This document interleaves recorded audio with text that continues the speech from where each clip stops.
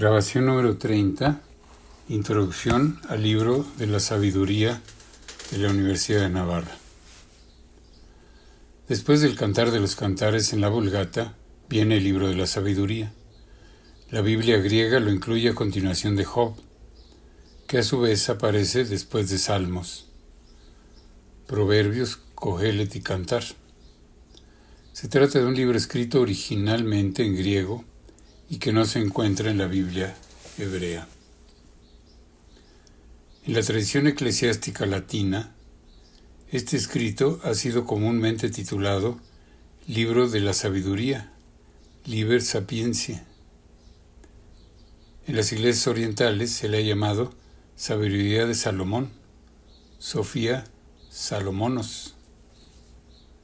El libro se atribuyó a Salomón por el prestigio que tenía como sabio y porque en los capítulos 7 a 9 el autor habla y escribe como si fuera este rey. El hecho de que sabiduría se haya atribuido a Salomón ha hecho que en las Biblias latinas se sitúe a continuación del Cantar. Salvo algunas dudas, de unos pocos escritores eclesiásticos entre los siglos 3 y 5, la Iglesia lo ha considerado como inspirado por Dios y canónico. Lutero y los reformadores protestantes del siglo XVI, siguiendo la norma judía, no contaron sabiduría entre los canónicos, sino entre los apócrifos. Para disipar las dudas, el Concilio de Trento lo incluyó entre los sagrados y canónicos en 1546. Y así lo ratificó el Concilio Vaticano I en 1870. Inciso número 1. Estructura y síntesis del contenido. Parece que el hagiógrafo estructuró su libro en 3 partes, que esquemáticamente se podrían resumir así. Primera parte, la sabiduría y el destino del hombre. Capítulo 1. 1 a 6,21. Muestra cómo la verdadera justicia, en el sentido de rectitud de conducta, y la felicidad en la vida presente, estriban en cumplir, bajo la guía de la sabiduría divina revelada, la voluntad de Dios. De la conducta observada en esta vida depende la vida del más allá. Comienza con una exhortación a buscar la justicia y a continuación va exponiendo la condición de la vida de los impíos, la suerte de los justos y la de los impíos, y el juicio de Dios. Finaliza con un conjunto de advertencias a los reyes. Segunda parte, naturaleza y función de la sabiduría. Capítulo 6, 22 a 9,18. Trata de cuál es la sabiduría que conduce a Dios y cómo adquirirla. Para ello se presenta a Salomón como poseedor de la sabiduría y una oración del rey sabio para alcanzarla. Tercera parte, acción de la sabiduría en la historia. Capítulo 10, 1 a 19,22. Desarrolla una amplia visión de la providencia y de las acciones divinas en la historia de Israel. Se inicia con la presentación de los actos de la sabiduría desde Adán al Éxodo y sigue con los prodigios de la sabiduría en los acontecimientos del Éxodo. Hace especial referencia al castigo de los egipcios con las plagas, a cómo se manifestó la omnipotencia y misericordia de Dios en ese tiempo y al castigo de los cananeos. A continuación, hace una crítica de los filósofos y de la idolatría, seguida de la descripción del castigo de los egipcios opresores del pueblo y de la acción maravillosa de la sabiduría en la noche pascual y en los prodigios del Éxodo. Conclusión capítulo 19, 22. Reconocimiento de los beneficios divinos a Israel. Inciso 2. Contexto histórico y teológico. Aunque el libro no da referencias para su datación, esta ha de situarse con posterioridad al año 200 a.C., fecha aproximada de la traducción de los 70, y con anterioridad a las cartas de San Pablo, que parece conocerlo. La mayoría de los estudiosos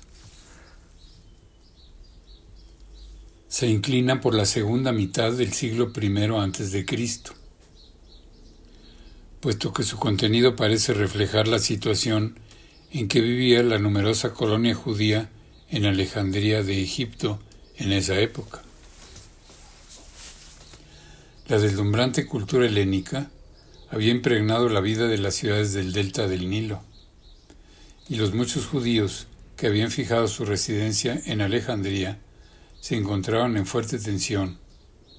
De un lado, los lazos religiosos y de costumbres les mantenían insertados en la tradición de sus antepasados, pero de otro, era evidente que no podían vivir al margen de la nueva cultura que había traído el helenismo.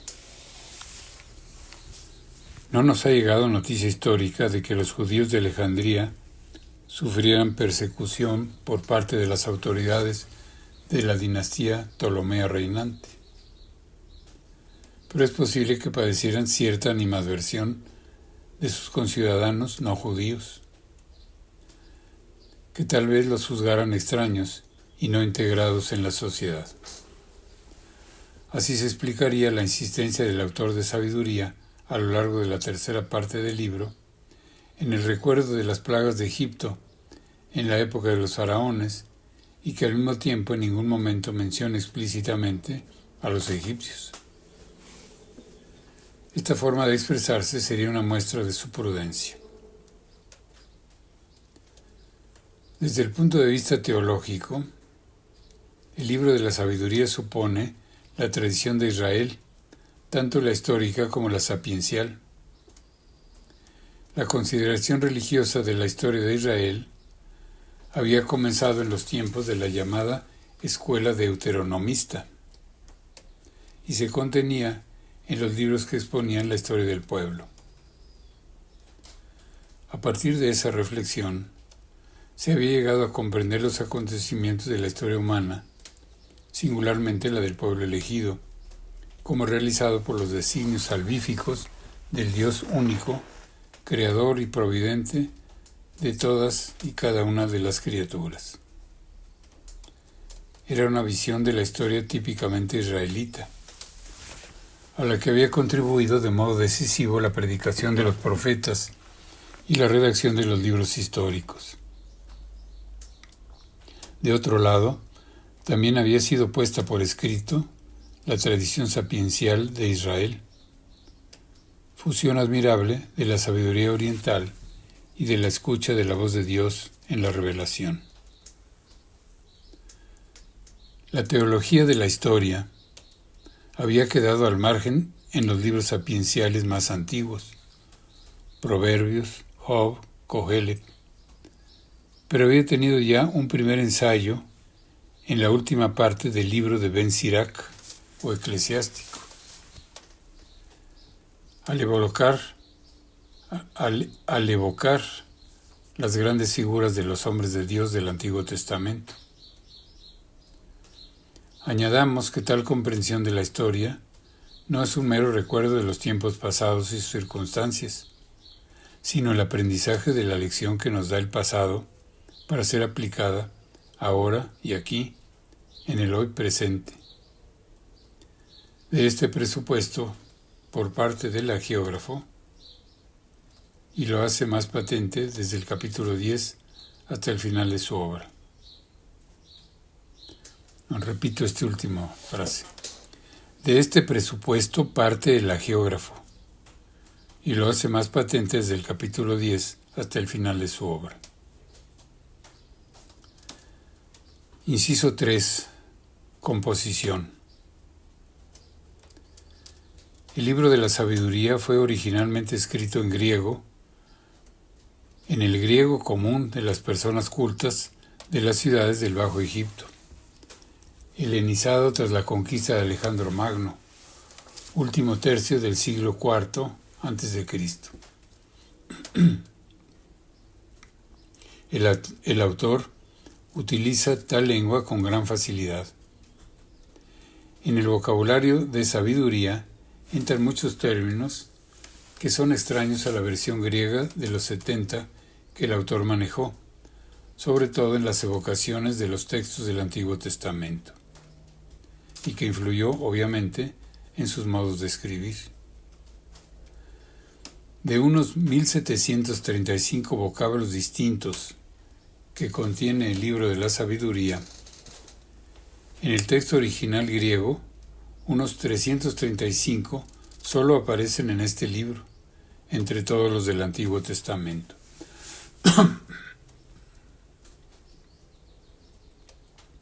El dato por sí solo ya da una idea de su originalidad.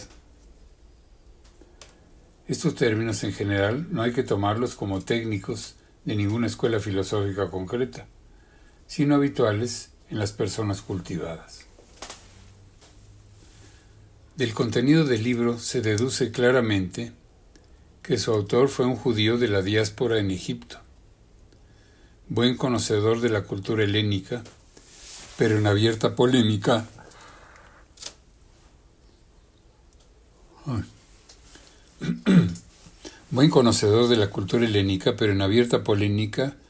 con el politeísmo.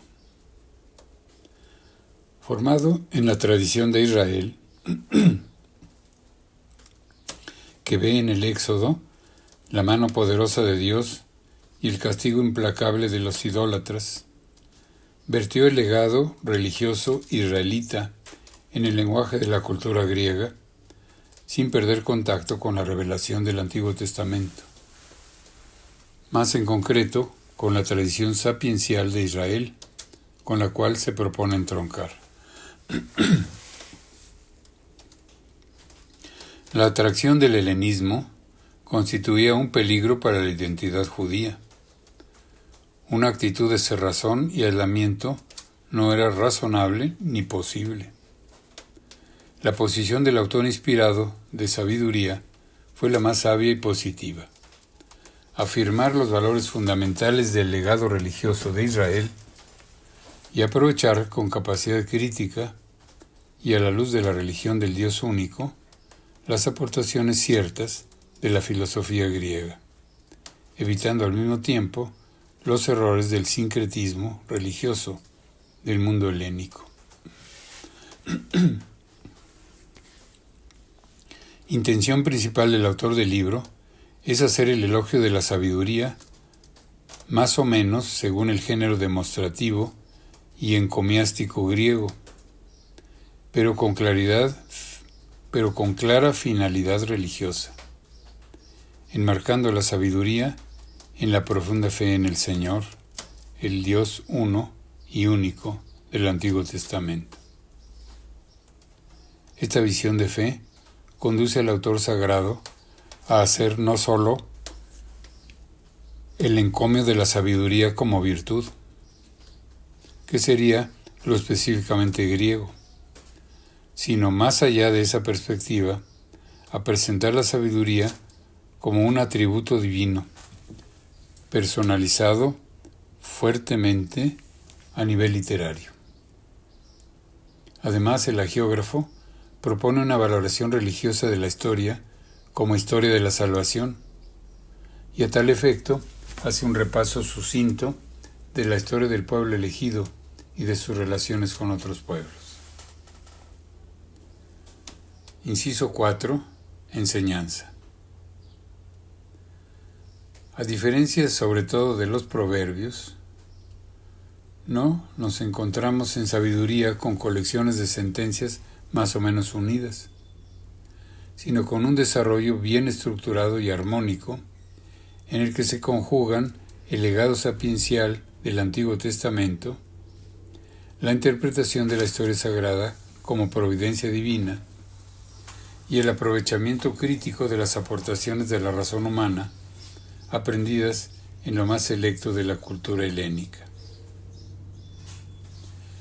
El libro presenta en su conjunto una advertencia y una puesta en guardia contra el desvarío de la idolatría y del ateísmo. Dios comunica la sabiduría al hombre que se encuentra en buenas disposiciones. Con este don, puede reconocer que la sabiduría divina gobierna el entero universo, guía la conducta moral humana en esta vida y suscita la expectativa de la vida en el más allá. Por lo demás, el contenido teológico de sabiduría es tan rico que abarca de algún modo los temas mayores de la revelación y del pensamiento humano: Dios, el mundo, el hombre, la creación, gobierno y providencia de Dios sobre todas las criaturas, la revelación divina, natural y sobrenatural, la vida y la muerte, el más allá, la retribución en la tierra y en la otra vida, las virtudes morales, etc. La simple y parcial enumeración de los temas es suficiente para hacerse una idea de la densidad doctrinal de este escrito. Sin embargo, conviene destacar algunos aspectos. En primer lugar, hay que señalar que el lector del libro se encuentra con una novedad en el plano intelectual y cultural. El legado de la revelación del Antiguo Testamento es ahora fecundado y expresado con modos y conceptos culturales griegos. Este hecho es una muestra de cómo la palabra de Dios se da en distintos moldes de pensamiento, es decir, refleja la ley de la encarnación, por la que Dios asume las culturas humanas para comunicarse con los hombres. Si en otros libros del Antiguo Testamento la palabra de Dios se da en categorías fundamentalmente semitas, en este se hace oír con términos y expresiones helenistas, abriéndose así a un mundo cultural más amplio. Es lo que sucederá también con el Nuevo Testamento, que escrito en griego, traspasa las limitaciones culturales judías y se sitúa en el ámbito de la civilización grecorromana. Además, podríamos señalar dos aportaciones nuevas del libro de la sabiduría. La clara distinción entre alma-espíritu y cuerpo en la antropología, base imprescindible para comprender el mensaje del Nuevo Testamento. B. En coherencia con tal distinción, la percepción y creencia firme en la vida del más allá de la muerte corporal, con la consiguiente inmortalidad del alma o espíritu. Encontramos, pues, un progreso en la visión antropológica que supera en precisión y profundidad tanto la concepción antropológica del legado hebraico anterior como la más común del helenismo. En efecto, la antropología semita era de carácter eminentemente unitario.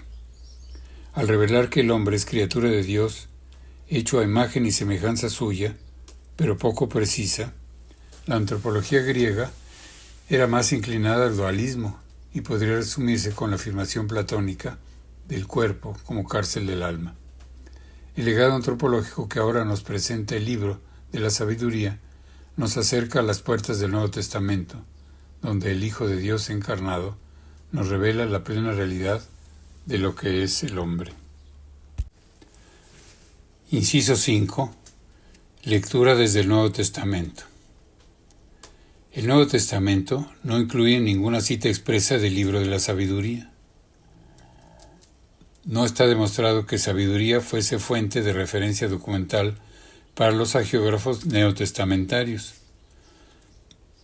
aunque hay bastantes estudiosos que lo admiten. Lo evidente es la coincidencia de doctrina, conceptos y expresiones literarias de sabiduría, sobre todo con bastantes pasajes del Evangelio de San Juan y de las cartas de San Pablo.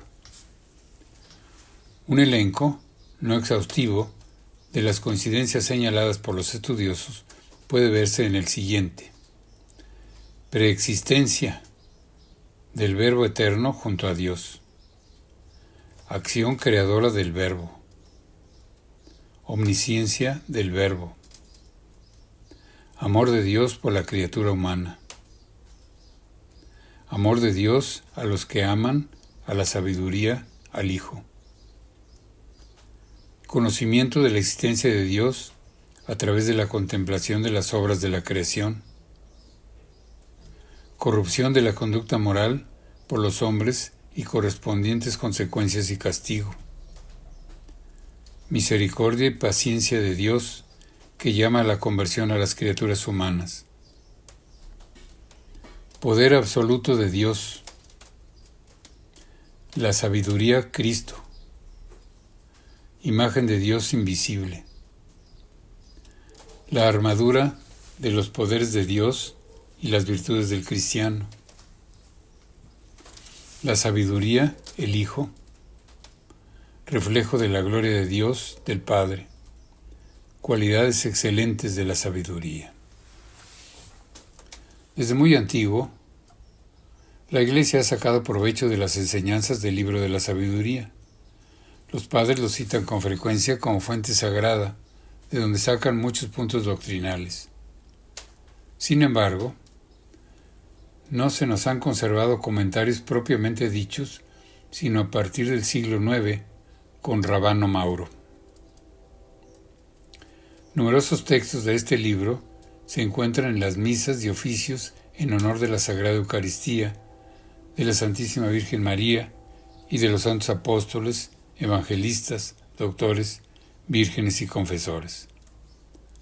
Por no referirnos más que a unos pocos, citaremos sobre todo a SB 1620, aplicado a la Eucaristía. Citaremos sobre todo Sabiduría 1620, aplicado a la Eucaristía, así como Sabiduría 3, 1 a 8, 4, 7 a 16, 5, 1 a 5, 7, 7 a 14, etc., empleados en diversas misas y oficios. Ha alimentado pues la oración oficial de la Iglesia y la vida de los cristianos en sus gozos y penas, en sus pruebas y esperanzas. El judaísmo es una buena parte, el judaísmo y buena parte del protestantismo, al excluir sabiduría del canon de los libros sagrados, se han visto privados de un doble tesoro espiritual. De un lado, de la propia aportación de una obra que por su cercanía en tiempo y cultura al Nuevo Testamento hace comprender mejor el paso del Antiguo a este y el progreso de la revelación. Y de otro, del talante de apertura intelectual del libro, abierto a todo logro verdadero y sincero de la mente y del corazón humanos, reconociendo así el valor de la recta razón, que, iluminada por la fe, puede adentrarse en los misterios de Dios y del mundo. Con tal privación se propicia que fe y razón caminen por calles distintas y tiendan más fácilmente a desembocar una en el deísmo o el fundamentalismo y la otra en el cientificismo o en la incredulidad. En ambos casos se hace más arduo el trabajo propio de la teología. Finalmente, el lector cristiano actual encuentra en el libro de la sabiduría un estímulo y una guía para afrontar los retos del mundo del que forma parte. Sabiduría ayuda al cristiano de hoy, quizá de manera especial, a fecundar con su fe el esfuerzo de la razón, que busca comprender de algún modo la obra divina de la creación y situar al hombre ante sus responsabilidades de respetarla y desarrollarla. Fin de la introducción a Sabiduría.